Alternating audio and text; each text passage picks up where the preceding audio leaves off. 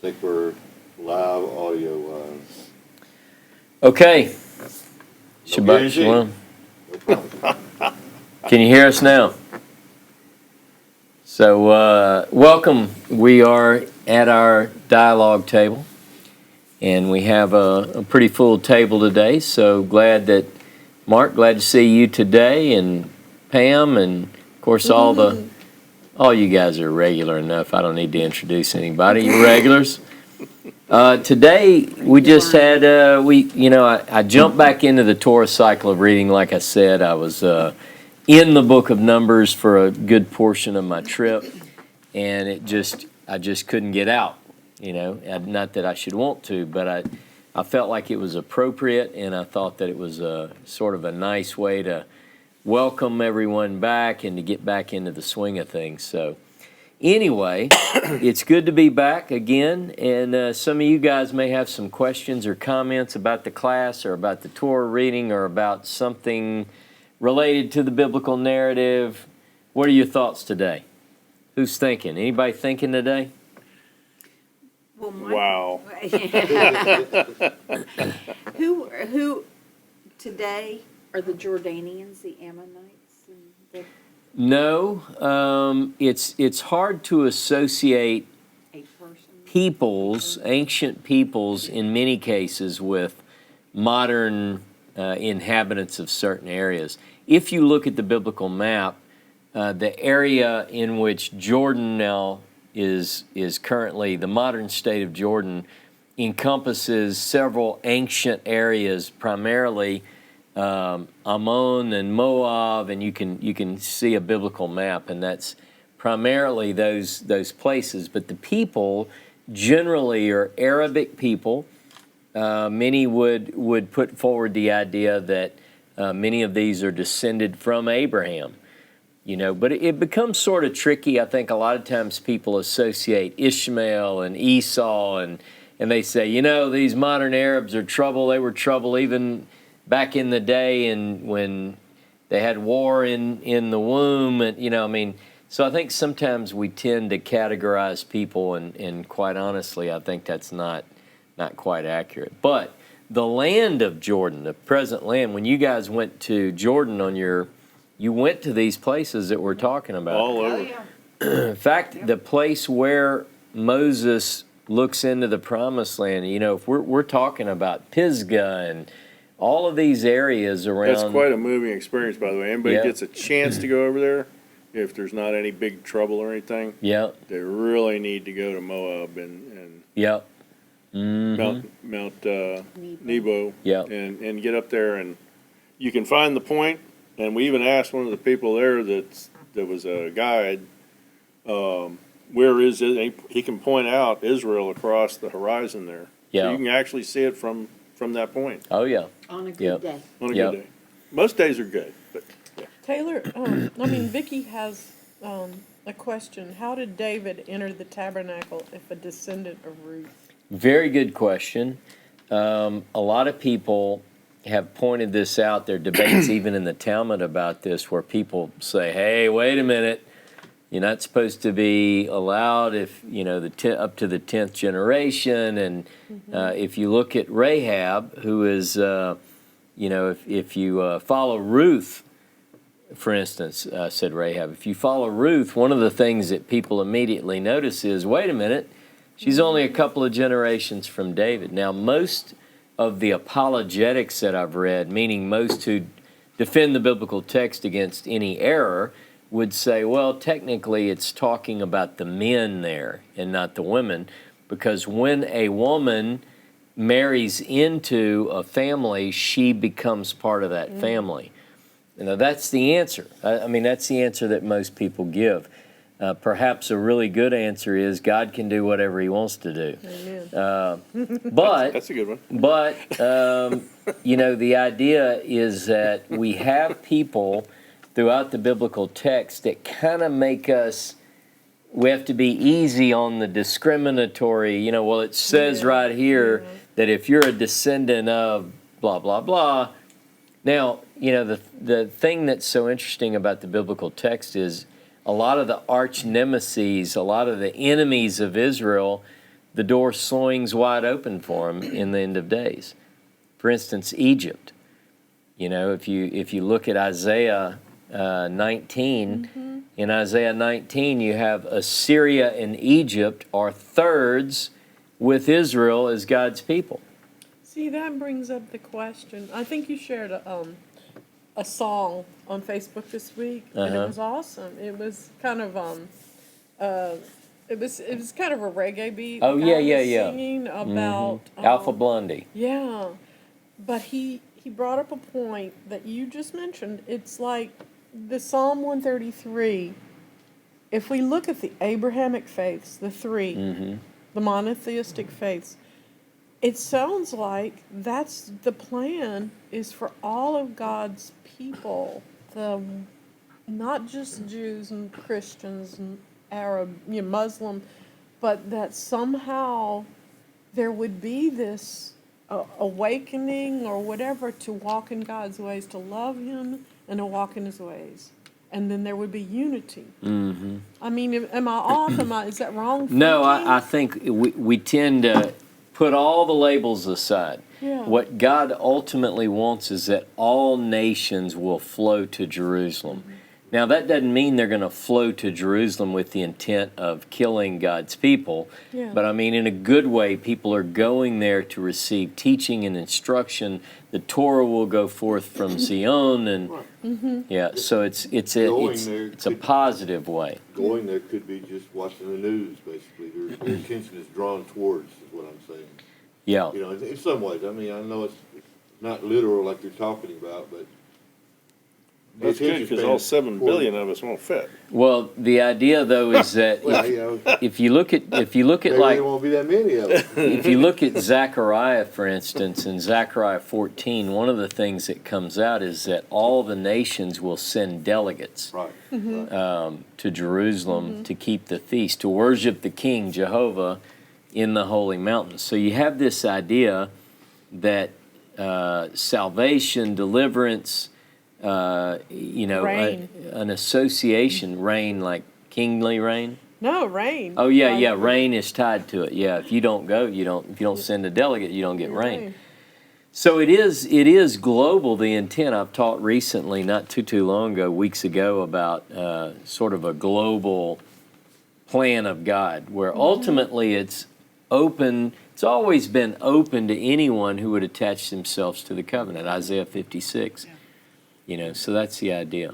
And backtracking a little bit about the enemies, I know you guys all had friends that you gave grace towards and wanted to get along with, and they just kept fighting you back, fighting you back. So it's kind of like you don't want to have hatred towards anybody. You want to have love towards people, and so it has a tendency that somebody that wants to go against you, they really have an advantage, so to speak, in that area. The enemies of Israel are an example of that.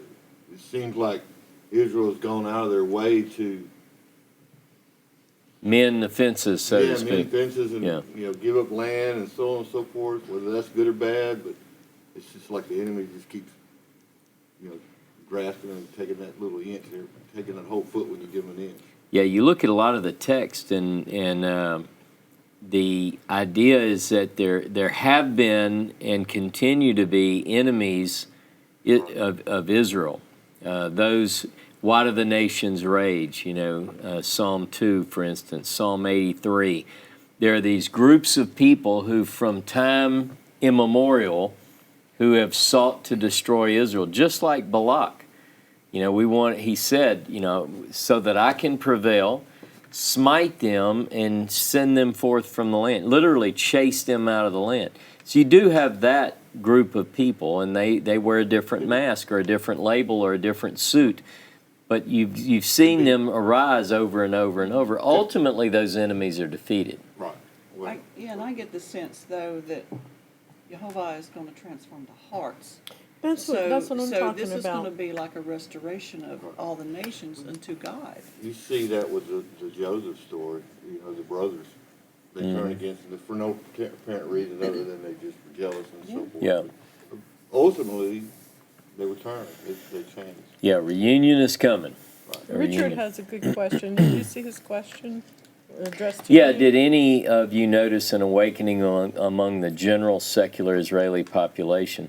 Israelis are like anyone else on the face of the earth. They're secularists. There are, in fact, a lot of people will say, well, modern Israel is just a secular state, and it has no bearing on spirituality or prophetic fulfillment. I, for one, don't agree with that. I think that the miraculous events of the modern era are indicative of God's moving in fulfilling His promises. Just like people might look, you might look at the group that first went into Israel in the Torah. As the Torah ends and you go into the conquest of the land, that whole group there. Look at the great sins that they committed. God. My point is, God can use any group, and He's just promised to use the children of Israel. Now, for a certain thing, or also, like you mentioned a while ago, you also have Egypt, and you've got Assyria. Mm-hmm. We don't know what they are. We know what Israel is supposed to do. They're supposed to go out and be a kingly, priestly nation. Yeah. We still don't have any clue what the other two are for. Yeah. But we know they're God's people. Yeah. Yeah, I think God's ultimately opening up the plan. The plan's always been available universally. But again, back to Richard's question, you're going to have, probably for quite some time, secularists, not only here in the U.S., but you have them in Israel too. It doesn't negate the fact that God promised. The one thing God says He's going to do with all His heart and soul is put His people back in that land. I do think that there is a coming revival, if you will, where a lot of these people who presently may not be inclined towards spiritual things, towards God, the God of Abraham, Isaac, and Jacob, Torah observance, whatever, I think that there is a coming, call it a revival, call it whatever. Awakening, yeah. To Richard's question, I didn't witness anything in the secular group, people I came in contact with in Israel, that there was some kind of awakening. Yeah. They seem to be just like in the days of Noah, going about, they were, buying and selling and feasting and whatever. But one can't help but notice quite a few spiritual people too. It's On the physical level, I did notice that it's a young country. It's got a lot going for it. The roads are fairly well made and designed, and I see a lot of improvements there. We kind of went out at night and saw some stuff. So in a physical way, I see it as a young country that's kind of waking up. It's like, and realizing what's around them. Here's something that I experienced. I don't know if I shared with you, but in the airport, we had a long layover in New York, and there was some kind of problem that we had to go back through the line, and it was really busy, and there was an Orthodox Jewish woman in front of me, and she heard me talking to Dave about, well, just calm down, everything happens for a reason, God's got this under control.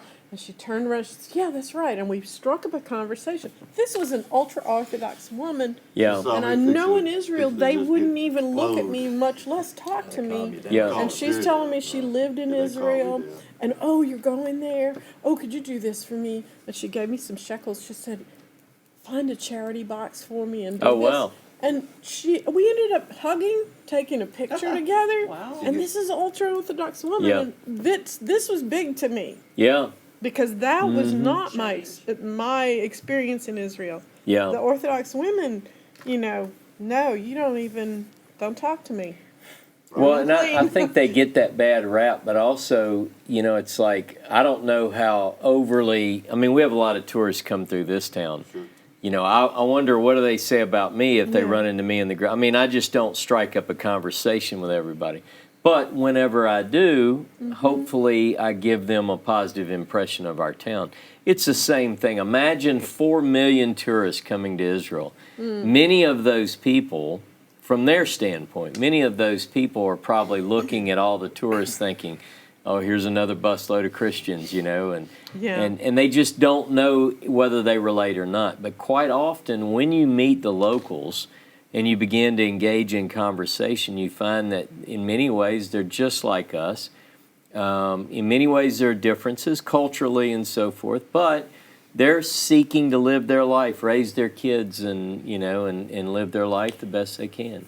Well, on another note, when I got to Israel, and it was like the last leg of the trip, we were in Jerusalem, and I finally twisted Dave's arm to go to the post office so I could send a postcard. And there was an Israeli young man there who understood English, and I was asking him, where can I find a charity box? Yeah. And I'm sure I sounded ignorant. But he said, well, I'm going to the Western Wall. So I gave him the money, and he was willing to do that. Yeah. So that, to me, he was Orthodox young man. That was encouraging to me. Yeah. That he would take these shekels from Mm-hmm. and one of other people.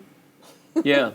No, I think people are, a lot of the population is real oriented toward tzedakah and charity. And, anybody who's been to Jerusalem knows that they have places along the walk through the Jewish quarter, where there are people taking up, collections, opportunities for you to share, many worthy organizations there. But I think we tend to generalize a lot of times, and maybe sometimes we don't see the whole picture. Look, Israel, against all odds, is now in the land. No one would have believed. Now, there have been Jewish people who've lived in Israel since ancient times, obviously. In fact, when people look at different data of different census and so forth data, you'll find that they've been there all along. And then waves, like several waves of Zionist movements, people came back from the nations. They had kept this dream alive to return to the land, and ultimately they did. They were able to. The way was made. We know prophetically that there are a lot more going. I mean, right now may not be the time. It may not be a year from now. It may not be in the next decade. But prophetically, a whole nother group has got to come to themselves and ultimately return to the land. Country. Like What's that? It's a young, growing country. It is. Well, and Yeah. one of the things too is, from our experience, from Lynn's and my experience, going on the tour is great. On a tour is great because you get to see a lot of things. You're with a group. It's good. You get a thing going with the group. You get to know everybody, and it's kind of fun. But I would also encourage people if they're comfortable with it. If you're not comfortable with it, don't do it. But Lynn and I are kind of adventurous. We went to Jordan basically on our own volition. We went to Israel for a couple of days before the tour with the Tanakh tour, and roamed around. And so we got to, as a matter of fact, for some strange reason, most people we ran into in Israel thought we were Jewish. Because they kept talking to us in Hebrew, and we had to stop them, We didn't speak Hebrew, but at least street Hebrew anyway. Yeah. But they tremendous, interesting people, both Orthodox and non-Orthodox. I guess maybe because they thought we were Jewish, the Orthodox ones opened up to us. I don't know. But one of the things that struck me, and I won't go into the dialogue, but it was almost like we were in a restaurant one night, and you have a lot of young people there, like you said, and a lot of them, like young people everywhere, are not necessarily very religious or following in the faith of their parents or whatever. And in the restaurant, we were in a Chinese restaurant in Tel Aviv, and on the menu, really, they had Indian When in restaurants Israel, eat and- Hey, Chinese. they had a kosher Korean. They had all kinds of Yeah. stuff, and Oh, yeah. Tel Aviv is an international city, Yep. And so they had shellfish and pork on the menu, and the waitress, came up, and Lynn usually asked the question, "What do you like on the menu?" And I interjected. I said, understand we don't eat pork or shellfish. Well, she had gone back and said something to the rest of the wait staff about that. Basically, I got the impression that we embarrassed her because, here you got these two foreigners come in and they don't do that, and they've gotten away from that. So it's Some kinda, have, clearly. you know. And I don't want to give the impression, though, I mean, look, there are a lot of people who think that Israel is, primarily this secular state. There are a lot of very religious, dedicated Oh, yeah? to Torah and so forth. But conversely to that, we were in Jerusalem and wandering around with Tovia and everything, and this group of young teenage girls, I could see them talking back and forth and talking back and forth, and one of the young girls came up and said, "Can I have your hat?" to John. And I said, and he gave her his hat just to wear for a minute. Yeah. Well, not And until after some conversation, but after yeah. some conversation, he also got a proposal of marriage out of the 18-year-old, but that's okay. Yeah, You you know, let that slide. Let that one I slide. told her I had enough wives, thank you. Yeah. Oh, yeah, let's not get into that discussion. That was But recently a anyway, topic. I said to her, "If you have a cell phone, I'll take a picture of you in the hat." And she said, "Oh, no, it's Shabbat. No cell phones." Yeah. And Oh, so 18 years old, and she was very, wow. this is Shabbat. Orthodox in that. Yeah, There's a that's lot the of neat thing. experiences to Now, have there. I so she mean, people really propositions ought to my go. husband, and that's see it. okay. Yeah. But taking a picture with a cell phone Well, at is least not. she had, she wanted had a good hat, sense you of know? humor. That's She good. did. She That's had good. it. Well, yeah, She had a wonderful sense of Okay, humor. so and let me bring up this point. I love how you brought out the thing that was going on from Shittim to Gilgal. Freedom from bondage to freedom to serve Jehovah. And the lesson, I'm always looking for the lesson for us. And we've been freed to a certain degree. We're still freeing ourselves through learning Torah, learning what it is that Jehovah requires of us.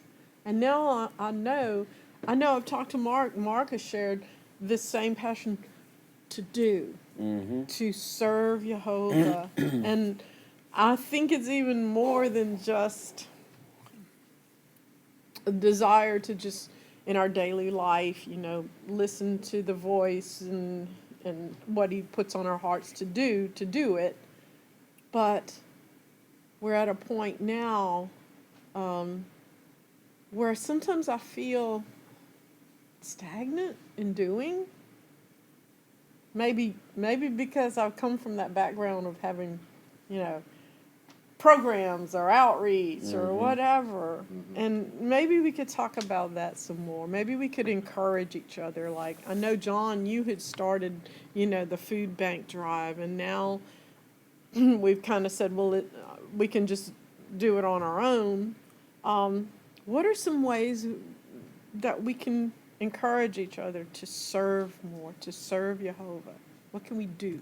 Well, I think that's something we all have to look for. I mean, anytime something comes up, you could brainstorm it right now, Yeah. or just be cognizant of needs around you, always looking for opportunities. I think a lot of times we tend to think globally when we've got within our own families and within our own small areas, opportunities to help. I've told the story before where people were sending shoes to a village in Africa, and they had people in their own neighborhood that were running around barefooted and couldn't afford school clothes. So we have to, I think one of the things that the Torah talks about, you'll always have the poor with you, and but the poor will never cease. You have both of those in Deuteronomy 15. And I think the goal should be that we're always looking for opportunities to assist people close to us first. Yes. And sometimes that doesn't necessarily require, though it's good to have programs to reach out and help. But quite often, I think about this when we have people in our own online group and so forth where sometimes a need is expressed and someone will hear about the need in the chat or whatever, and they'll send a donation to me to get to that person without knowing where it came from. Look, there are that's good. opportunities like that all the time. We have people who are who've lost loved ones. We Yes. have, you know, Illness and sickness, Yeah. and we're seeing that in our own community, our local community. That's right. People who are, either their family or them personally are experiencing real serious health issues. yeah. So I guess that's something we could brainstorm amongst ourselves later. You know, about it's how to easier. have in place a system. Like, what do we do if we know about this? What can we do? And Something get as together. simple as a smile is doing something. Yeah. Yeah, Some people need a it's- smile. Yeah, Other times, you can talk to them, or yeah, sometimes you talk to them too much. You say too much, and that's also something that yeah, that you're doing. yeah, Yep. yeah. Yep. Vicky says, not be grouchy or argumentative with others searching for Jehovah. They're in a path Wow. too. I think that's a big deal. I watch quite a bit. Now that I'm working on a few projects, I don't spend as much time on social media, but I love it. I mean, everybody knows. I mean, particularly Facebook.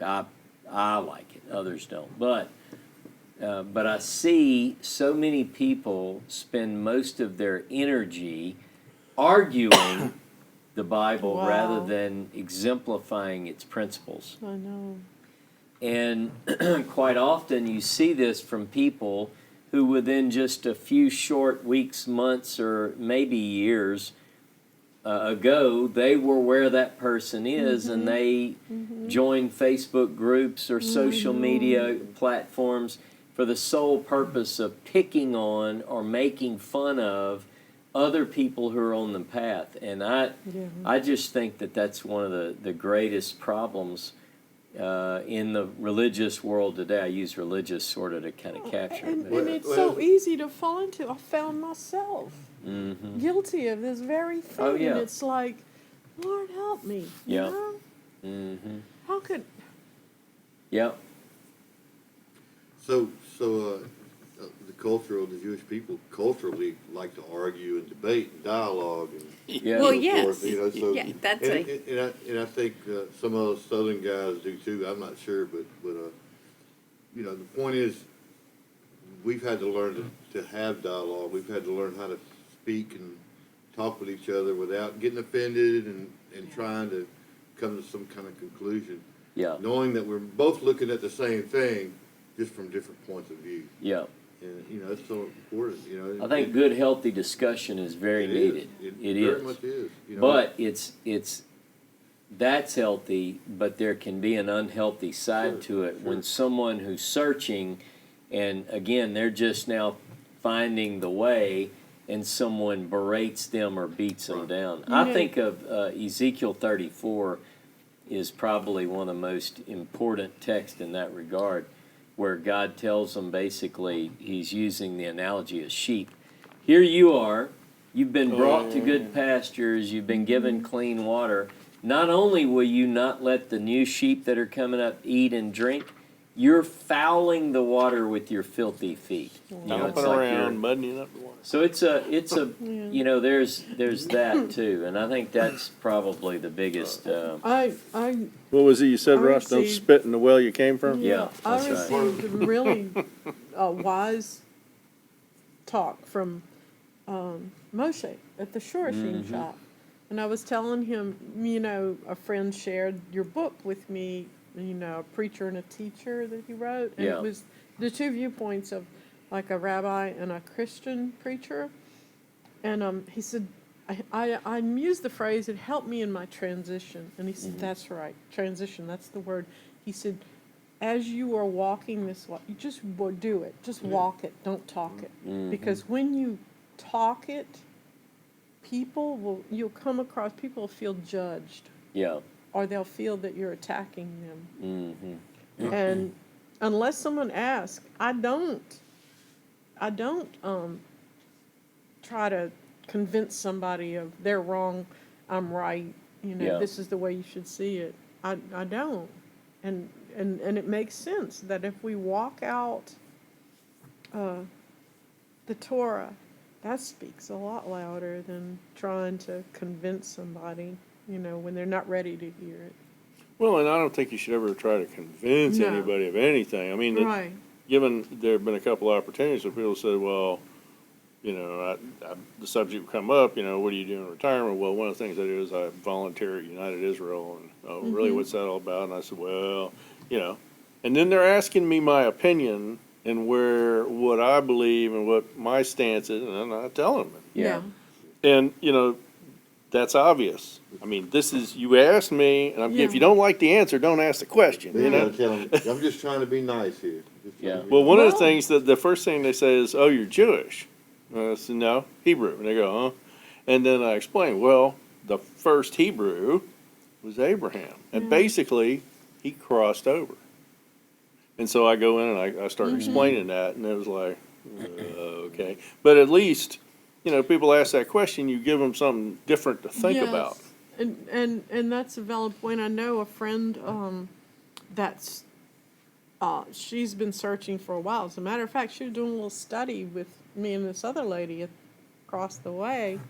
She messaged me the other day, and she says, "I've been reading this book about the festivals in the Bible and prophetic fulfillment. How do you feel about Jesus? What do you think about Jesus?" And it's like, how do I answer this? Not gonna like the answer. No, she was very she respectful though, okay? because of what I've learned through our discussions, through your teaching, is the verses. It's like, well, I believe this, and I believe that, this is who Jesus is. I don't think he's God anymore. But I gave the references, Isaiah references, and even in Matthew about he came for the lost sheep of the house of Israel.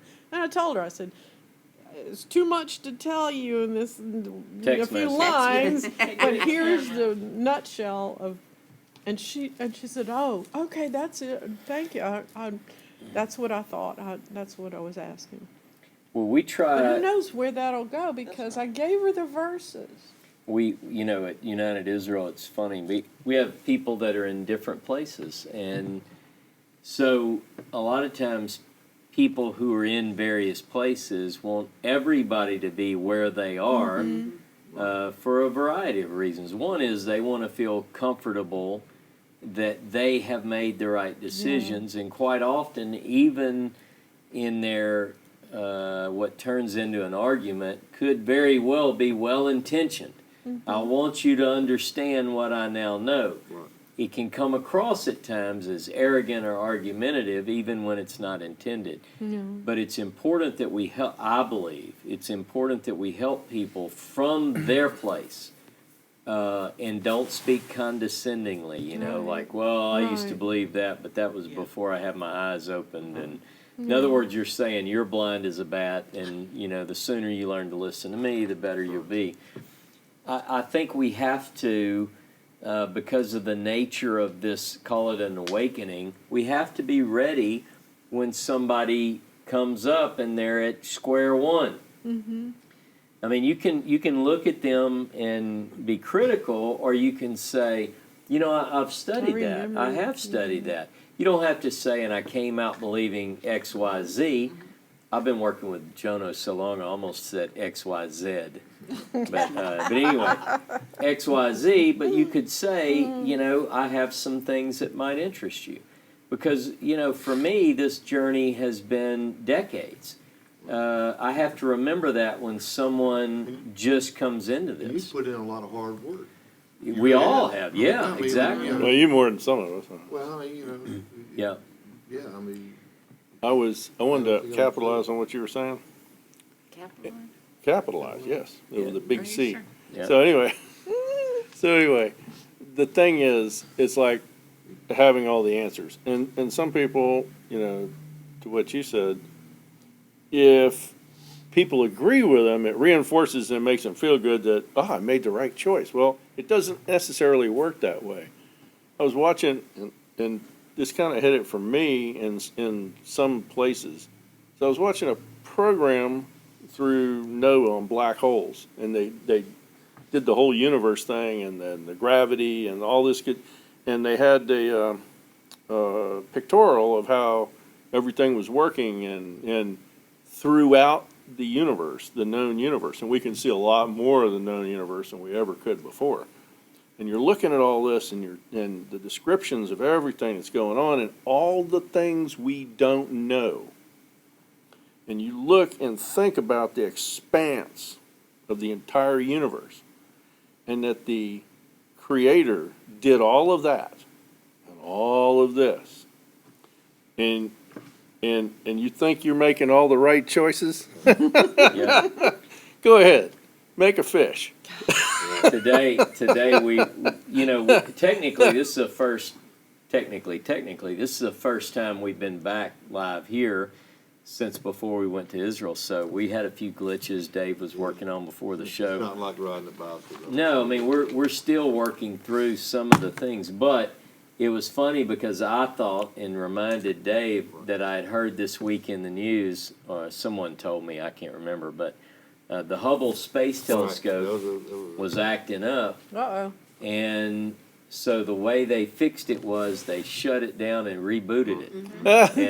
We're finding that's our best tool. Yeah, and so that was the joke this morning was, we'll just turn it off and turn it back on. Sometimes in life, in our spiritual journeys, you have to do that reboot too. Yeah. Sometimes You you can't turn it off. As I Yeah. experienced this morning, I had audio issues, and I couldn't turn stuff off. Yep. Golly. I just found Balaam, whatever. Yeah, how you say it? How do you Balaam. say that? Yep, Balaam. I'm with you. Balaam Balaam. is a fascinating character in that he knows that God talked to him. Oh yeah.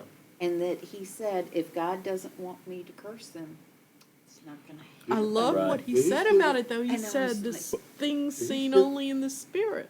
That But the Yeah. Spirit of But God what really opened his fascinated me, he eyes. heard God, and he couldn't control what he was saying because of God, Right. but yet he still didn't turn to him. Did he get paid?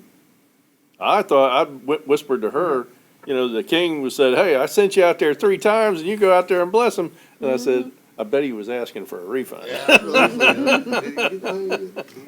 But you're right about, this is one of the puzzles when you look at the character of Balaam, is he clearly hears from God. He clearly sees the visions. He still makes mistakes. He knows what to say, so to Huh? speak. He knows what to say, so to speak. Yeah, I mean, and yet some people might say, well, wait a minute, prophecy only exists in Israel, but he's clearly non-Israelite, and yet he's used in a mighty way. Sometimes we can't recognize what God's doing in our own life. Clearly the children of Israel at this point, he sees an idealized Israel. He sees them camping together in Yes. unity, but in the same context, in Numbers 25, it says, and here they are at Shittim, and Israel committed a grave sin. They get caught up in the matter of Baal Peor. It's really a mess. It's a baligan, as we say in Israel. It's a total screw up. But see, God sees and allows this seer to see what he sees. What does God see? This is the important point. Wow. What does God see in our life individually? What does he see collectively? People can speculate and debate, but what we get in the text and throughout Scripture is that God can take something bad and turn it to good. He can take a curse and turn it to a blessing. He can take a horrible situation, a wreck of a life, and bring peace and serenity and calmness. And I mean, most of us can attest to that in some way, shape, or fashion. So I think there are a lot of levels to this Torah reading that kind of shed light on that, and he's hearing from God. And he knows he's hearing from God. That's right. He's very well aware of You it. think and he'd yet- turn to God, don't you? and yeah, Instead of getting all cut up with a sword and everything. Yeah. I just don't see the disconnect there where he's like, yeah, I'm talking to God. God's talking to me. I know he's going to direct my voice. He's going to actually tell me what to say. Yeah. Okay, But- so Derek brings up a question. How can you call him pagan if he obeys Hashem? Well, I know. He didn't when have any the choice. Spirit And when the Spirit of God comes on a man, it becomes a different man, right? So this is, you Well, explain It's it. actually it's a pretty deep question that Derek's got, because you have with Balaam you kind of get a mixed bag. So as I said in the class today, if you just read his words, right, you come away with a pretty positive picture of this guy. But if you look at what we get elsewhere, for instance, Deuteronomy 23, if we look at Joshua 24, 9 and 10, what we get is that his intentions were bad. Now, you don't get that if you just read his words, because what he's saying is, you go, man, this is great theologically, it's great, it's according to Scripture. But what he says is, Jehovah said, I wouldn't listen. He wanted to curse Israel. I wouldn't listen to him. I turned his curse into a blessing. So what becomes of the story of Balaam is Balaam has spiritual gifts. He is able to see in vision. He's able to hear God. He's enticed, if you will, to do something negative. And what God says he does is he takes his words and he turns them. He turns what would be a curse into a blessing. So then you go, well, where does the credit go? Does it go to this pagan prophet who was right? Or is it that the guy was a bad guy? Ultimately, he's killed with the sword, because he is, at least according to the biblical text, it is Balaam and others who come up with this distraction to lead children of Israel astray. So it's tough. Do you call him, pagan has certain connotations, and I used it because it kind of went with prophecies, pagan prophecies. The biblical texts don't call him a pagan. He's a non-Israelite, though, which sometimes that's one definition of pagan, is someone He serves who's other outside. gods. Yeah. But he clearly sees visions of Shaddai, which is an ancient name of the Hebrew God. And one thing about Balaam is there are others in Scripture. If you think about it, Jethro, who is a priest of Midian, and he's outside of the family, if you will, but yet he is a priest of the Most High God. Melchizedek, same kind of thing. Job's friends, exactly. So you get these ideas of these non-Israelite people who are oriented towards the true God. And I think that that's important to remember. God is no respecter of persons. He has called a certain group of people, Israel, to be a certain people, but he still... It's got to be a tough life. So there's two To ways. know that you're being talked to and what's coming out of your mouth is coming from the Almighty, and yet in your heart, you're, Yeah. that's You're not almost in like agreement. a split personality. Yep. Yeah. Didn't bother Moses You much. talk the talk because it's being put in your mouth, but you're not walking the walk. Yeah. But see, we got to remember free choice, free will. He had to ultimately make his He own could have decision what he's chosen- going to. yeah. He could have chosen. So there's Take two that ways to away. have the Spirit of God come on you. A good way and a bad way. Yeah. Yeah. Yeah, the Spirit, it's interesting, too, that once the one who claims to have his eyes opened, when they really are open, it's after the Spirit of God comes upon him. We get this in the book of Balaam. And he ultimately, he speaks forth exactly what God needs him to speak.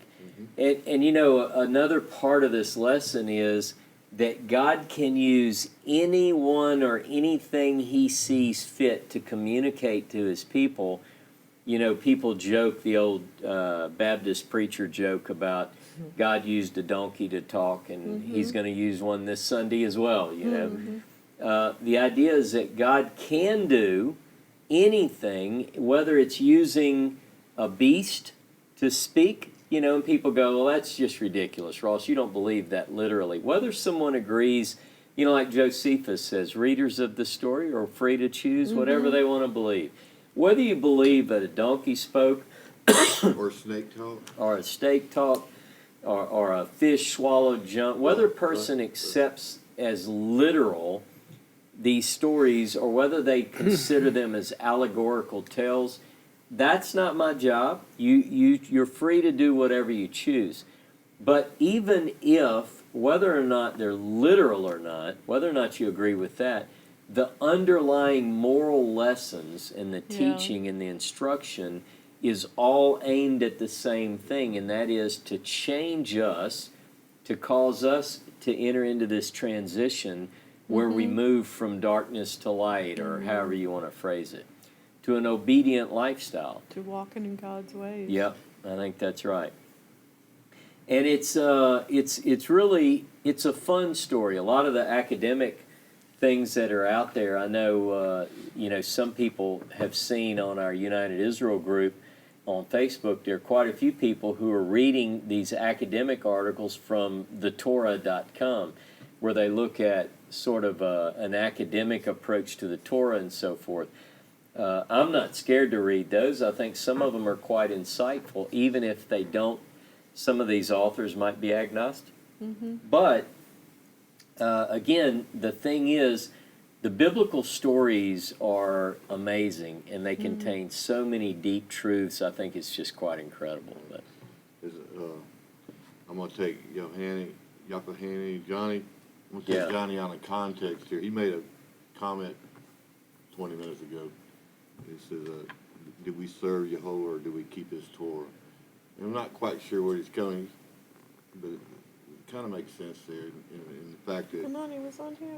are we just serving him with our mouth, or are we actually keeping Torah? Yeah. I see it kind of in the middle of the road there, as far as keeping Torah. Yeah, The phrase is kind of thrown around a little loose. if you look at Balaam uses the right words. He speaks eloquently. He Kind of what I'm saying. lifts up Israel, and but what are his intentions? And I think I get it. Okay. Keeping the Torah doesn't necessarily mean that you're following God. I think that's the point of the story in a lot of ways. It's got to be in your heart. someone whose intentions are wrong, who say the right thing. That's like Isaiah 29. With their mouth they draw near to me, but their heart is far from me. Jeremiah 12 says the same thing. The idea is that you can't just be impressed with someone's eloquent speech or teaching or anything. What is their intent? And it's difficult. Sometimes we struggle even knowing our own true self, let alone someone else. So I encourage us not to try to judge another person. Fellow humans are our fellow humans. They're not gods. They're not imperfect.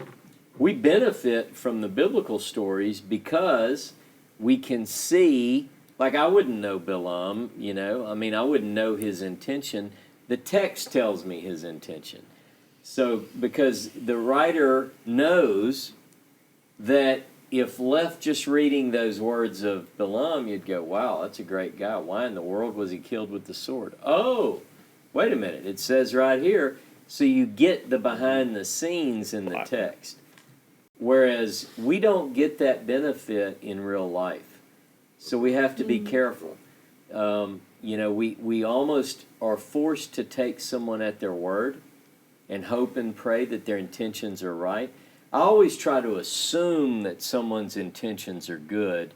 It doesn't mean I won't challenge somebody if I think they've offended or something. I'd rather them know than not, But at the same time, we always want to leave the door open and say, hey, we're good. That's with the biblical characters we get to see behind. You don't get that with normal life. So don't assume, like, again, just trying to make this point. I don't know if it's coming across. Balaam had bad intentions, but that's not a real life story in that the people you're dealing with, you don't get to read a text that says, but Dave really meant to insult you, You don't see that. You just have to assume the good. You know what I'm saying? I think that's one of the main points here. Balaam is an incredible figure, though, and I think it's fun to read and study these things. And I found it interesting. And profitable. yeah, I find it interesting to note the correlation between the technology and stuff, that I brought up. And some might go, that's a little bit stretching it there, but. Well, the iPhone was putting it in. Yeah, but it's interesting that Yeah, came IBM on out. that day. Yeah. So we get, with the biblical stories, you get a fantastic read. I try to tell people there's no book that's more copies of have been burned. There's no book that more copies have been sold. I mean, it's top of the bestseller year after year. Every year it should be considered, it is considered, one of the greatest pieces of literature, if you just consider it literature, that the world has ever known. But beware, people use it for good and for bad. I mean, that's kind of the message. And archaeology is so cool to Oh, unfold Yep. the facts of the Bible that back it up. Oh, yeah. This is real. It's This is really true. good, it's Yeah. really, and every month, it seems like there's a A new discovery. Yeah. a new thing comes out that says, like you were talking about things that they found. We listened to you and Jonah. Oh, yeah. Sorry. Yeah. The moat, Be careful. the Yeah. moat. That even in not deeply, like the Crusades Yeah. and the moat that they Yeah. built, that they dug and then filled, Yeah. and then they found, and it actually, because there's stories from the Crusades that they can't prove Actually or happened. actual. And now they're finding archaeological evidence that, yeah, this person wasn't just writing some fairy tale to entertain the masses, the reading. And embellished. And or- embellish yeah. them, this Yeah. actually happened. And that's from the Crusades. We're not talking 1,000, Well, see, that's what I was 3, gonna 4, say. 5,000 years Well, see, ago. I think me and Ross learned more about the so-called Bronze Age than we really want to know in this last month or so. Yeah. It's like, but your point is right on. It's like, golly, It's amazing Yeah. the things that are coming out. Now, how you can dig a pothole in Jerusalem and not hit some artifact, I Right. don't know. I know. Or what about they got some big rocks there. That's what it the is. city, the 9,000-year-old, Yeah, the 9,000-year-old city that they found Yeah. in just outside of Jerusalem, that they're from the Bronze, from the it was before the Bronze Age. before the So-called Bronze Bronze Age, No, it before, was Stone Age. Stone Age city, That's what I Bronze was Age. thinking. and it's just fascinating that Here, be different here. the things they found recently, and you said there was more coming out that. Oh, yeah. Yeah, Time- definitely. time of bronze. Now, a couple of questions that came up. Derek says, sorry, how does he have any intentions? He was telling from the beginning, I will say what Hashem will tell me. Derek and others, this is my point. If you read his words, he's like, I'm just telling you what God told me to say. I'm just speaking and it sounds real good. But we have several texts which indicate that what comes out is not what was intended. And here's an example. Deuteronomy 23, 3 through 6, or 4 through 6 in Hebrew. Just read the whole thing. An Ammonite or a Moabite shall not enter into the congregation of the Lord, even to the 10th generation. They shall not enter the congregation of Jehovah forever, because they met you not with bread and with water in the way, when you came out of Egypt, and because they hired against you Balaam, the son of Beor, from Petor of Aram Naharaim, to curse you. Look, verse 6, but Jehovah your God would not listen to Balaam, but Jehovah your God turned the curse into a blessing unto you because he loved you. Joshua 24, 9 and 10 says the same. You get an indication from some of these texts that he spoke to God one thing, and we don't get privy to see exactly what he says. But we do see at least twice where God said, but I wouldn't listen to him. I wouldn't listen to him. If we just read Balaam's account, he listens to him and they have a communication, but we get the idea either he's requesting to curse or something, because ultimately we see what really plays out. If he's truly a righteous person, why then is he part of what we read in Numbers 31, where he leads the children of Israel into this great sin? So that's the idea. Again, we can't necessarily know a person that we meet, their intentions. But from the text, we see that something bad was going on that God would not allow. In the case of Balaam, there seems to be a desire to curse, and he's not allowed to do it. In fact, whatever it was that was bad, God straightens what was twisted from curse to blessing. That's the idea. I mean, people can debate, and maybe I misread that, but that's the underlying thing. Otherwise, he's allowed to be killed with the sword, and he shouldn't have been. But that doesn't seem to be the case. His story is mentioned over and over, and basically what we get, even in Nehemiah chapter 13, God says, I didn't listen to him. So Balaam is talking to God. Oh, no doubt. No So doubt. Who can bless and curse? Yeah, but what I'm saying is, Who wrote the Yeah. text? this guy Moses. felt he had a direct connection, He does have a direct connection. knew he was being talked to, knew he, I'm just amazed and Yeah. appalled that even though he knew all this and was aware of it and told people, Yeah. that he still, Well, I mean, I think Ross, you brought it up. It's like to have head knowledge, to know, how the right words to say, and to know something is not the same thing as to have Yeah, it but in you your can't get heart into Balaam's head. or You his don't heart. know. We don't know Yeah.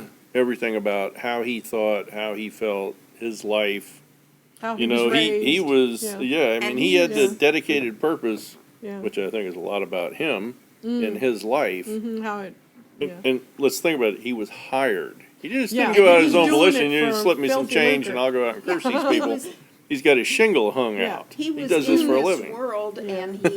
and he was probably paid very, very, very well Yeah. to do this, Yeah. and you go, well, I need to live, I need I need a Mm. house, I need this, I need that. Like, no and doubt. these guys are offering me $1 million. You've seen What these, would you do for $1 You've million? seen these palm reader signs, Yeah. What's There's her one name? right down the Yeah, street. what's her name? Yeah. It's like they might have some spiritual gift, but that doesn't mean that it's good or it's Yeah. right or their Follow the intentions are money. good. Could we Follow answer? the money. Could we look Follow at the Miriam's money. Follow the money. question? Exactly. Follow the money. Ross, it seems to me that some cultures are more open to Torah than others. Please help me understand this. I'd like to think that will change in the future. Most definitely, but I think that most studies show that those cultures who have the Bible are almost without exception the cultures that are open to the Torah. Some cultures have no association. In the Eastern world, there are people who have probably never heard anything about any of this. And But they're raised a certain way. they're raised a certain Their way, and they may environment, never, their society. countless billions throughout history, have died and never heard anything about the Hebrew Bible or the culture, the biblical stories. There are a lot of theories out there. I mean, even United Israel World Union has, from its beginning, believed that scattered throughout the nations, in accordance with the prophets, there are Israelites who lost their identity and were scattered through the nations. And people might go, oh boy, the lost tribes of Israel, here we go. And even all the owls. Yeah, out in certain areas of the world. Yeah. But if you look at what we know from history and from the biblical text, the clues along the way, a lot of these places are believed to be where a lot of the tribal groups migrated. Now, We know from Amos chapter 9 that God sifts, as you would sift corn through a sieve, all the nations, Israel is scattered throughout all nations as corn is sifted through a sieve. You know, so this idea is that it's totally scattered. You're not going to find, they're going to be red and yellow, black and white is what I like to say. It's not this racist approach. It's not British Israelism that embraces the idea that the white Anglo-Saxon people of the world are the lost tribes. That's not it at all. But there does seem to be a physical aspect where literally the children of Israel who were scattered throughout all nations will wake up, come to themselves, and return to the truth. And, you know, so I think that that's quite often the case is the cultures that are influenced by the Bible are the ones who very possibly could be or represent a large portion of the descendants of these people who've been scattered throughout all nations. And So, ultimately, all mankind will know the Lord, so to speak. Mhm. You know, until you said Not something teaching, there, Ross, I never really gave it much thought, but I was trying to talk to a Jordanian about Moses. And this guy was a Muslim, and when he was talking, I could tell he was making it up as he was going along. Just because he had interactions with folks from beyond the Jordan River, he knew of the topic, but had never read any of the details. yeah. So it just kind of surprised me. I mean, I just thought, hey, Everybody, just another, Muslim Bedouin, Yeah. But that makes sense, that they have never actually read these scriptures. Right. Yeah, Yeah, a lot so- of And probably is forbidden. So culturally speaking, if what Ross is saying is that it's spread all over the world, and according to the question I'm reading too, I'd like to think that it would change in the future. Is the ending of it is that if by example, if God's people will lead by example, ultimately everybody's going to know the Torah. Ultimately, they will follow that example. Now, that's pie in the sky Israel's got a sometimes, job. I mean. Israel's got a Yeah. job. They're to be a light to the nations. Right. And as more and more people look to Israel in that sense, Well, they'll be drawn to it. I give you an example. So a lot of people, Richard brought up earlier about have you noticed any change in the people? One of the things that's drawing people who otherwise would not be familiar with the biblical text, they're being drawn to Israel for other things. That Israel's being a light to the nation in terms of innovation and so forth. Koreans are one of the most, the Asians are one of the most highest in increase that are traveling to Israel now. They're traveling not only for the innovative side of things, but they're traveling to Israel to learn the biblical stories and the Talmudic text. And I mean, I it's, was amazed to see how many Asian oh people yeah, were there. and it's becoming more and more and more and more. Wow. So there are a lot of, I see Vicky's comments, so return to the truth or return to the land. I'm trying to get this. I'm not convinced. I don't know what you're not convinced. There are lots of beautiful places outside the land. Absolutely. Yeah. You know, there are beautiful places, there are beautiful people, there are beautiful cultures. The idea, I guess, that I'm trying to point out is that biblically speaking, there is a certain group through which God has promised to work, but it ultimately is a benefit to all the peoples of the earth. And I think that goes beyond just knowing Bible stories. I think when you look at it, just this last 2 weeks ago, they had representatives from 40 countries traveled to Israel for an agricultural symposium. Israel is also teaching people how to bring, clear water. For instance, Michigan, the place that was having all the Flint, Michigan. Some donor just donated one of these air gens or water gens, whatever it's called, that they put up in a certain place that creates water out of the air. I can't even keep up with all the technology. Yeah. I've been reading it. There was some medical breakthrough Oh, this yeah. last week. I can't even remember what it was. I'm trying to sitting there trying to remember what that was. You know, there was something. I think it has to do with dementia or Alzheimer's. They learned Might need that. Parkinson's. Parkinson's, they've got a new surgery that they've Parkinson's, cured that's what it was. Parkinson's. Yeah, they would stop. Yes, they Oh, stopped yeah, the yeah. tremors. Shaking and tremors and, Yeah. yeah. So I mean, All I Those know kind of is if things. it's all about rain, we are a blessed people, right here. Yeah, that's right. it was too much, too much blessing That was sometimes. it. Well, it really comes down to, I mean, again, these stories that are contained within the biblical text, if we just read them as stories, That's and right. even if we just accept them as literal truth, or if we listen to someone who speaks eloquently and at face value accept their intentions. For instance, a lot of people say, the Lord said this to me. Look, I can only say what God tells me. You know, a lot of people say that today. They say it every Sunday morning. Oh, yeah. Or every Saturday morning. Let's not be so picky.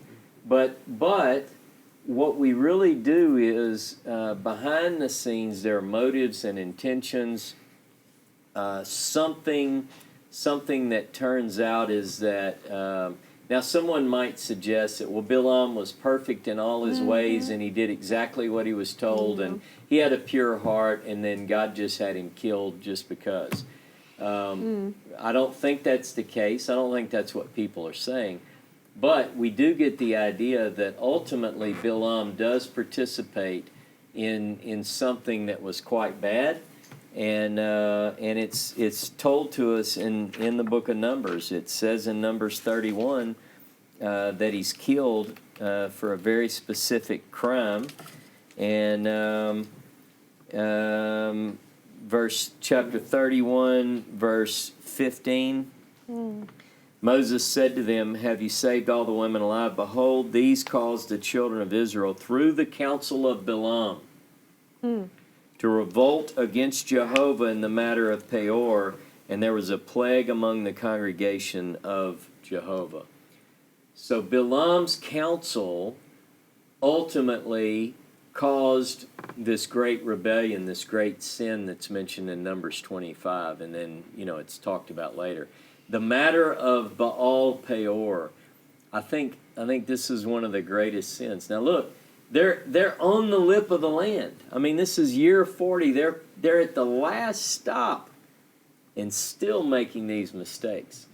So I think it's a lesson to us in that sense too. We have to be careful. I mean, how many times have you said, well, if I'd have been there and seen that, I wouldn't have done. We say that, What did God tell Cain and Abel? Sin's crouching at the door. Yeah, He's it's waiting. easy. I have to go. All right. Shabbat shalom. You can't say Shabbat that. shalom, Pam. You See you Can't say later. anymore, can you? That's what it is. See you I later. have to go. No, but it's I do love these stories, and I think that we ought to be looking for insights. I have a few, you have a few. Everyone who reads them can get their own insights, and I think every time I open the book, I learn stuff that I didn't know before.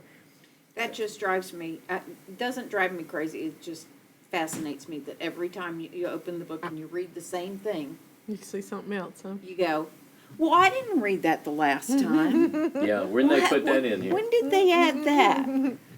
Yeah. Hey, it's a big book. I'm sure there are things you haven't even read before.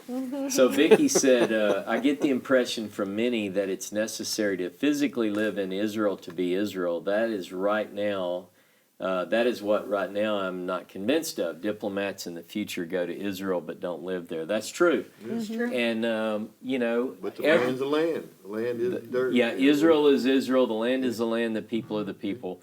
But the question that she brings up is very valid. And we get this idea in Zechariah very clearly that every nation will be able to send delegates, and they'll be keeping Sukkot, is what it says. So it's not that everyone will be in the land. One time, someone wrote in response to one of my classes, I know you don't believe this, but some people don't like me, and they said, don't listen to this guy because the only true teachings of Torah are from Israel because it says, out of Zion shall go forth Torah. And that's a fair enough assessment, except that when you think about it, the Torah wasn't even written in Israel, at least according to the text. I mean, it's written outside of Israel. And ultimately, though, Israel has a job, and that job is very demanding, and it requires them to be a light and to teach the Torah, to share it with the nations. Ultimately, the goal is that all people, Ezekiel 18, Ezekiel 33, God says, I desire that none of the wicked should die, but that they turn. So God ultimately wants all the nations to turn to Him, and as it says in Isaiah 45, to be saved. Turn ye all nations unto me and be saved. So we can be part of that. Whether someone considers himself part of Israel or from the nations, it doesn't really matter.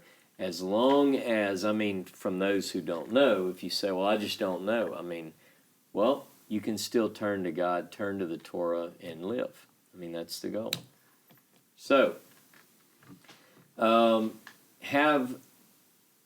think we've covered most of the... And then some. And then some, maybe.